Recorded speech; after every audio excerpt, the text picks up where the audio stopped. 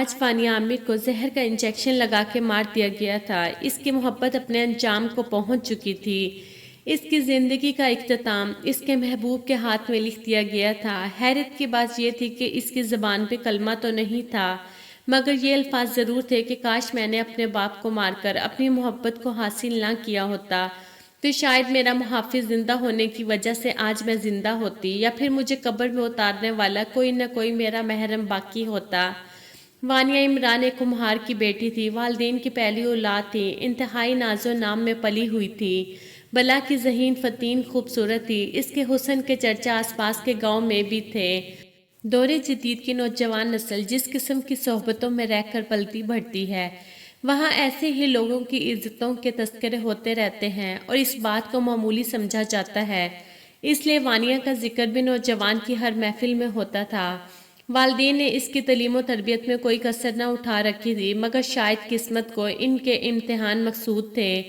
وانیا نے جب جوانی کی دہلیز پر قدم رکھا تو اس کی والدہ کا انتقال ہو گیا تھا۔ اس کے والد نے حتی المقدور اسے رہنے سہنے کا طریقہ سکھا دیا تھا، مگر مرد تھا، شاید اس کی پرورش میں کوئی کوتاہی رہ گئی ہوگی۔ وانیا کی بڑی سے بڑی خواہش پوری کرنا اس کے باپ کی زندگی کا واحد مقصد تھا۔ والد کی بیٹی سے ایک چھوٹی سی محبت کی مثال یہ تھی کہ عید قریب تھی، وانیا کے لیے جوتے اور کپڑے آ گئے تھے، جبکہ وانیا کی باقی سہیلیوں کے پاس چوڑیاں اور مہندی بھی تھی، مگر اس کے والد کے پاس اتنی رقم نہیں تھی کہ وہ اپنی بیٹی کے لیے چوڑیاں اور مہندی خرید سکیں۔ اس لیے اس نے صرف جوتے اور کپڑے پر اتفاق کیا، مگر جوتے اور کپڑوں کے ساتھ مہندی اور چوڑیاں نہ پا کر وانیا نے گھر سر پر اٹھا لیا۔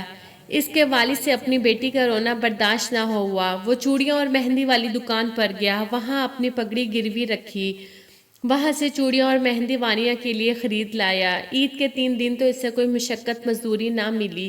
عید کے چوتھے دن اس کو کام ملا، اس نے سارا دن مزدوری کی اور شام کو وہ پیسے جا کر وانیا کی مہندی اور چوڑے والے دکاندار کو دیا اور وہاں سے اپنی پگڑی واپس لی۔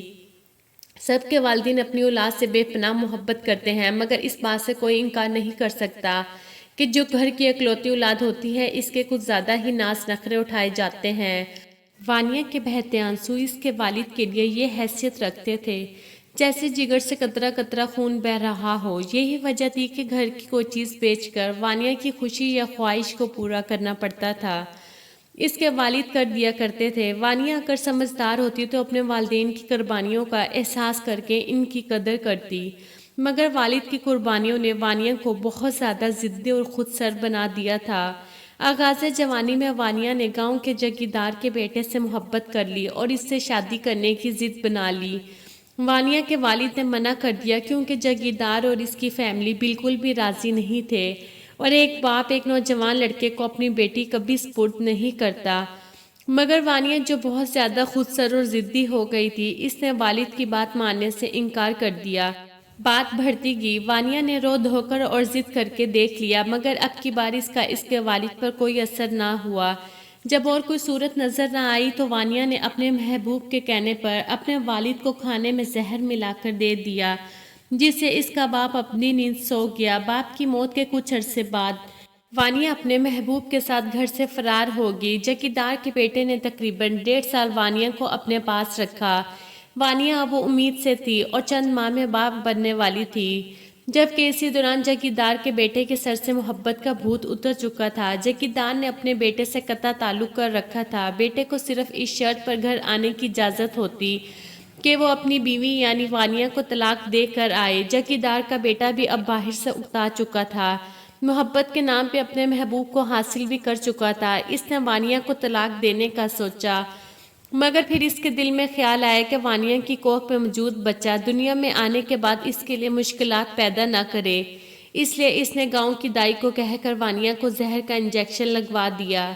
یوں وانیا اپنے منہ کے ہاتھوں ہی اپنے موت مر گئی۔ کہتے ہیں آخری وقت میں تو اس کی زبان پر کلمہ نہیں تھا، بس یہ خواہش تھی کہ اس کا باپ زندہ ہوتا اور اسے قبر میں اتارنے والا کوئی محرم کوئی رشتہ باقی ہوتا۔